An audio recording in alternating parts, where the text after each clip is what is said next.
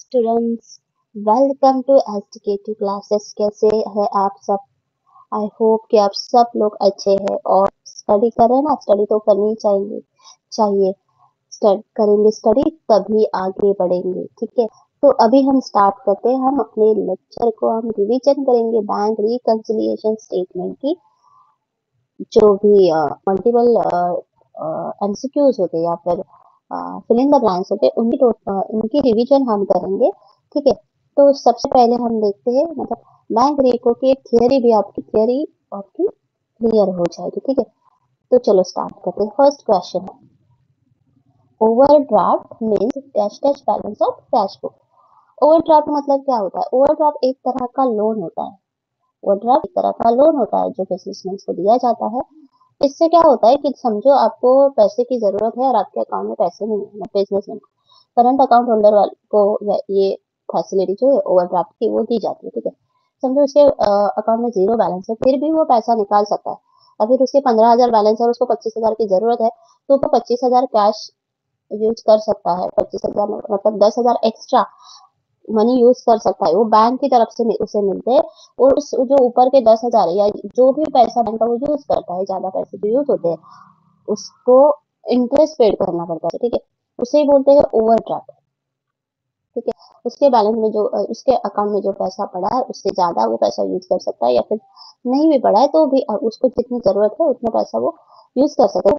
Limit जो है OD का वो तभी डिसाइड किया जाता है कि कितने लिमिट तक आप वो यूज कर सकते हो। सीसी, ओडी, सीसी, ऐसे इस तरह से वो लोन के टाइप्स है जो आपको बैंक लिमिट देती है कि इस लिमिट तक आप उनका पैसा यूज कर सकते हो। आपको इतना लोन दिया जाता है और आपको उससे इंटरेस्ट पेड करना पड़ता है बैंक को। आप बैंक उसके बदले में इंटरेस्ट लेती है, ठीक है। तो ये इसका ओवरड्राफ्ट का मतलब तो आपने समझ में आया होगा। तो overdraft means balance of cash book, dash dash balance of cash book. Overdraft का मतलब क्या है?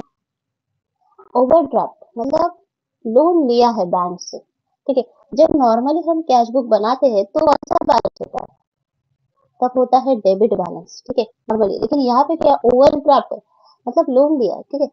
तो कौन सा बैलेंस होना चाहिए? उसके उल्टा, मतलब कौन सा? क्रेडिट बैलेंस होना चाहिए, डेबिट बैलेंस नहीं। नॉर्मली जब कैश बुक होता है तभी डेबिट बैलेंस होता है कि नहीं। तो अभी ओवरड्राफ्ट लिया है, लोन लिया है, मतलब क्रेडिट बैलेंस होना चाहिए। क्लोजिंग और ओपनिंग तो आएगा ही नहीं, वो तो शुरू में और लास्ट में जो बैलेंस होता है उसे क्लोजिंग और ओपनिंग बोलते हैं, तो वो तो आएगा ही नहीं। तो हमारा आंसर रहेगा क्या? क्रेडिट, ठीक है। अभी नेक्स्ट, आई होप आपको ये समझ में आया होगा। अभी नेक्स्ट देखते हैं। When a check is deposited, when check is deposited and collected by bank passbook is what? When a check is deposited and collected by bank passbook is what? जब बैंक में चेक डिपॉजिट होता है, जमा होता है, तो passbook पे उसका क्या इफेक्ट होता है? डिसऑनर, डिसऑनर का तो कुछ मतलब नहीं। डिसऑनर चेक होता है, पासबुक कभी डिसऑनर नहीं होता। चेक बुक डिसऑनर मतलब चेक कैंसिल हो रहा है, मतलब चेक जो पैसा आप चेक लेके जा रहे हो वो बैंक वो पैसा जमा नहीं कर पाएगी, क्योंकि उसके रीजन अलग अलग हो सकते हैं। सामने वाले पार्टी के बैंक में खाते में पैसा नहीं हो सकता, या फिर चेक में कोई फॉल्ट हो सकता है, ऐसे कुछ भी रीजन हो सकता है, तो उस वजह से चेक डिसऑनर्ड होता है, ठीक है। या बिल डिस्काउंट डिसऑनर्ड, वो अलग टाइप है, ठीक है। यहाँ पे पासबुक की बात की जा रही है। पासबुक कभी भी डिसऑनर नहीं होता, ठीक है। पासबुक पे एक इफेक्ट, पासबुक या तो डेबिटेड होता है या फिर क्रेडिटेड होता है। अगर चेक जमा कर रहे हैं आप, मतलब क्या हो रहा है? चेक जमा हो रहा है मतलब आपके अकाउंट में कैसा पैसा बढ़ रहा है ना, जमा हो रहा है। जमा हो रहा है मतलब क्रेडिट। आपको जब समझो, आपको जब कोई चेक आता है, कोई पेमेंट आता है, तो आपको एक मैसेज आता है कि dash dash amount rupees credit to your account balance dash dash dash dash, ऐसा आता है ना। तो वैसे क्रेडिटेड करके आता है जब पैसा जमा होता है, तो डेबिटेड करके आता है कि नहीं? क्रेडिटेड करके आता है। चेक डिपॉजिट होता है मतलब क्या, पैसा जमा हो रहा है आपके अकाउंट में, मतलब वो क्या हो रहा है? क्रेडिट हो रहा है। तो आंसर हमारा आएगा क्रेडिटेड।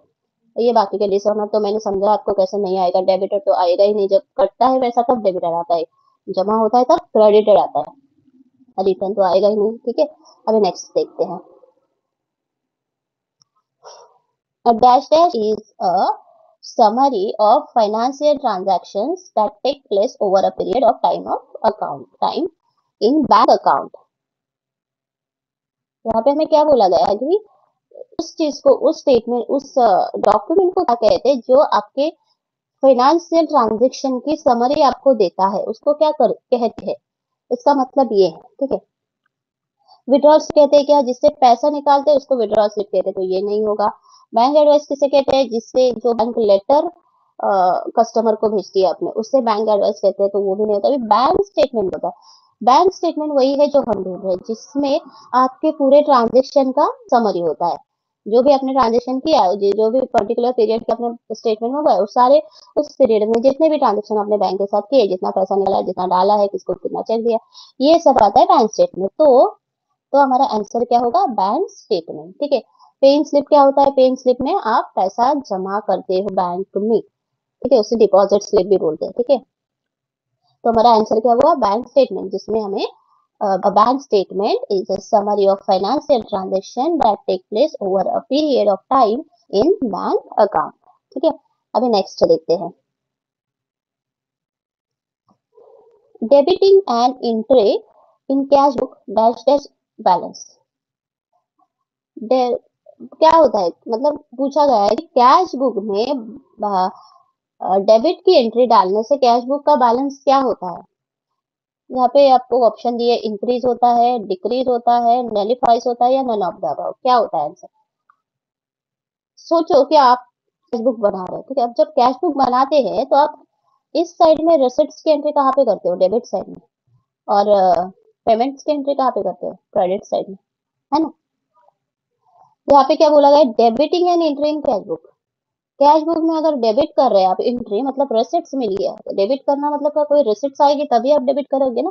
कोई पेमेंट आपको आ रहा है इसलिए आपने वो डेबिट किया, यहाँ पे बैलेंस आपका बढ़ा बढ़ा ना, बढ़ेगा। जब आपको पेमेंट आएगा तो आपका बैलेंस बढ़ेगा ना। आप जब पेमेंट करोगे तभी कटेगा। अभी आप यहाँ क्या बोल रहे हो, डेबिट कर रहे हो, मतलब आप रिसिप्ट्स को ही ला रहे हो, आपको कोई रिसिप्ट मिली है, कोई आपका पैसा मिला है, आपके बिजनेस में कोई पैसा आया है, इसलिए आप वो डेबिट कर रहे हो। तो क्या बोल रहे हैं, पैसा आया है तो बिजनेस का जो कैश बैलेंस है वो बढ़ेगा, है कि नहीं, बढ़ रहा है, तो इसका आंसर क्या आएगा, इंक्रीजेस। स्पेलिंग्स वगैरह, इंक्रीज डिक्रीज का मतलब आपको पता होना चाहिए, स्पेलिंग केस आपको अगर नहीं आता तो आपको बाय हार्ट करना जरूरी है, ठीक है। बाकी डिक्रीज मतलब कम तो नहीं होगा, पैसा आया तो बैलेंस बढ़ेगा ना ऑब्वियसली। नलीफाइज नहीं, न दबा वो भी नहीं, ठीक है। अभी नेक्स्ट देखते हैं, bank reconciliation statement is a prepared by, ये तो मतलब बोलते ना, एक बच्चों जैसा सवाल है। बैंक रिकंसिलिएशन स्टेटमेंट कौन बनाएगा, अगर इसका आंसर अगर किसी बच्चे ने स्टूडेंट ऐसे करके दिया ना, तो तो समझो कि उसको इस टॉपिक में बारे में कुछ समझा ही नहीं। हम्म कुछ भी पता ही नहीं है, ठीक है। बैंक रिकंसिलिएशन स्टेटमेंट, आप बच्चे अभी स्टूडेंट है, स्टूडेंट बना रहे, लेकिन क्यों बना रहे, वो बना नहीं रहे, वो बनाना सीख रहे हैं। बच्चे जो है ना वो बनाना सीख रहे हैं, उसको बाकी कुछ मतलब नहीं, वो जो बना रहे हैं उनको मार्क्स चाहिए, मार्क्स के लिए बनाना सीख रहे हैं। लेकिन वो एक्चुअल में बिजनेस, इसकी नीड किसको होती है, एक्चुअल में उसकी नीड होती है बिजनेसमैन को। बिजनेसमैन वो बैंक रिकंसिलिएशन स्टेटमेंट बनाता है ताकि उसे पता चले कि मेरा बैंक अकाउंट में क्या फंड, कितना बैलेंस है, कैश फ्लो और कैश का इनफ्लो और आउटफ्लो कैसे चल रहा है, वो मैं फंड कैसे यूटिलाइज करूँ, किस तरह से यूटिलाइज करूँ, और अगर कुछ मेरा जो कैश है उसका मिस यूज तो नहीं हो रहा है, कुछ फ्रॉड तो नहीं हो रहा है, ये सब चीजें उसे पता चलती है। वो बिजनेसमैन क्या करता है, बैंक रिकंसिलिएशन स्टेटमेंट बना लेता है, लेकिन बिजनेसमैन ही नहीं बनाता, उसका अकाउंटेंट वगैरह कोई भी दूसरे से बना के लेता होगा, लेकिन हम यहाँ पे लेकिन इसका मेन जो मोटिव होता है वो बिजनेसमैन के लिए ही होता है, कि बिजनेसमैन ही वो बना के लेता है, ठीक है। तो यहाँ पे क्या होगा, स्टूडेंट नहीं आएगा, स्टूडेंट्स बनाते हैं लेकिन वो मार्क्स के लिए बनाते हैं, वो एक्चुअल उसका रिजल्ट बिजनेसमैन के पास होता है, बैंक रिकंसिलिएशन स्टेटमेंट बनाने का, ठीक है।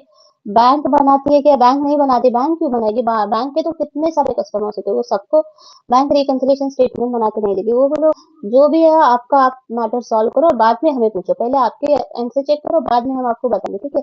तो बैंक नहीं करती, नन ऑफ द अबव वो भी नहीं आएगा, तो हमारा आंसर क्या होगा, बिजनेसमैन, ठीक है।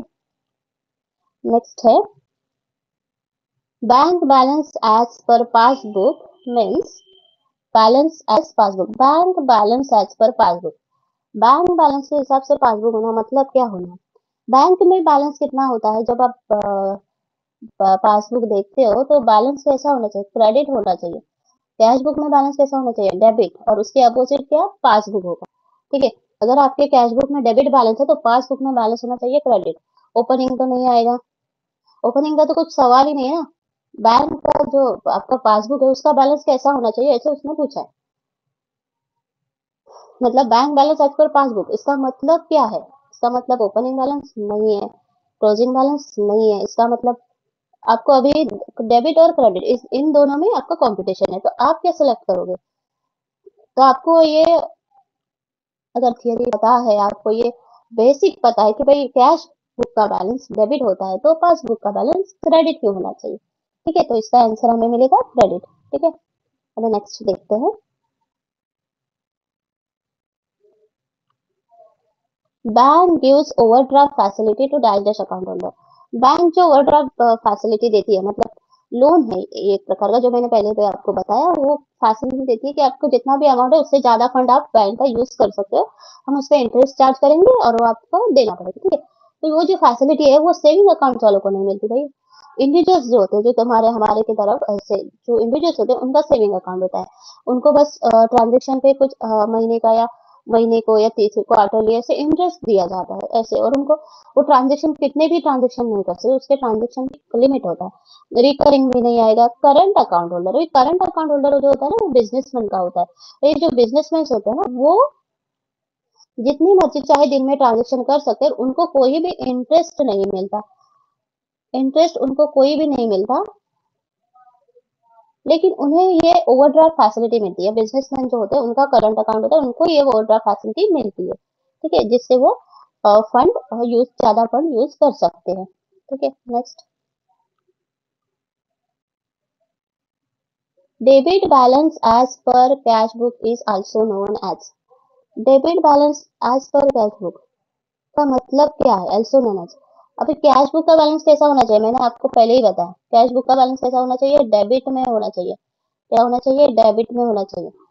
डेबिट में है मतलब क्या है? फेवरेबल है कि नहीं? फेवरेबल मतलब हम बोलते हैं ना, मेरे फेवर में है, वो उसके फेवर में, तो मेरी तरफ से मतलब अच्छा। फेवर मतलब अच्छा है, जो मतलब गुड है, बिजनेस के फेवर में है, ऐसे हम बोल सकते हैं। ठीक है, तो उसका क्या होगा? फेवरेबल, फर्स्ट ही है। ठीक है, फेवरेबल होना चाहिए। ओवरड्राफ्ट का कुछ संबंध ही नहीं है, कुछ भी है। मतलब आप अगर अज्यूम भी करोगे, आपको बेसिक भी अगर पता होगी ना वो इसकी, तो भी आप ये सॉल्व कर पाओगे। मतलब देखो, ओवरड्राफ्ट का कुछ संबंध ही नहीं। Debit balance as per cash book is also known as overdraft balance, ऐसा तो कभी होता ही नहीं है। एबनॉर्मल, एबनॉर्मल ये तो वर्ड तो होता ही नहीं है।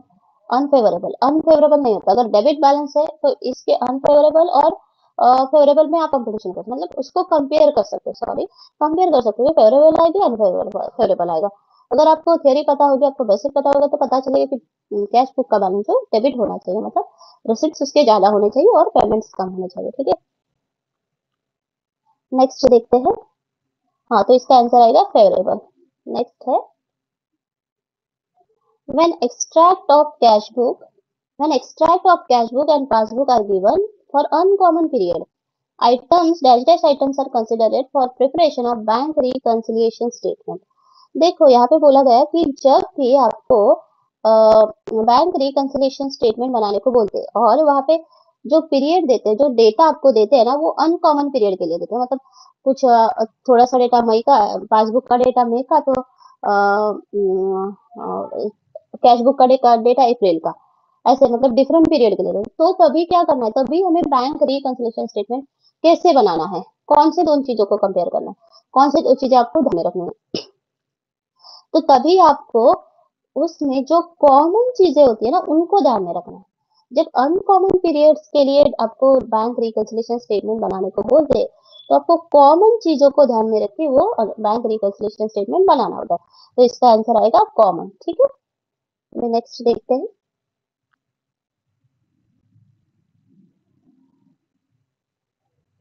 when extracts of cash book and passbook are given for common period, अभी पहला क्वेश्चन हमने वो देखा, वो था अनकॉमन पीरियड के लिए, अभी है कॉमन पीरियड के लिए। Only dash items are considered for preparation of bank reconciliation statement. तभी क्या करना है, यहाँ पे आपको पीरियड सेम दिया गया है, सेम पीरियड के लिए बैंक बैंक का पासबुक दिया गया है, और सेम पीरियड के लिए आपका कैश बुक है। तो अभी आपको कौन सी चीजें कंपेयर करनी है? अभी आपको अनकॉमन जो चीज है वो कंपेयर करनी है। ठीक है, सॉरी, वो अनकॉमन जो चीज़ है वो ध्यान में रख के बैंक रिकमेंडेशन स्टेटमेंट बनाना है। तो हमें हमारा लास्ट का आंसर क्या होगा? अनकॉमन। ठीक है, कॉमन नहीं आएगा, फेवरेबल अनफेवरेबल वो तो आएगा ही नहीं। ठीक है, आई होप कि आपको ये समझ में आया होगा। अगर आपको कुछ समझ में नहीं आया तो मुझे प्लीज कमेंट में बता देना। आज आज तक के लिए इतना ही। अगला वीडियो में लेके आऊंगी, वो भी रिवीजन का ही होगा। अभी तो आपका पोर्शन तो सब कवर हुआ होगा, तो अभी हम रिवीजन ही करेंगे। और स्टडी करते रहिए और अच्छे मार्क्स लाते रहिए। थैंक यू, धन्यवाद।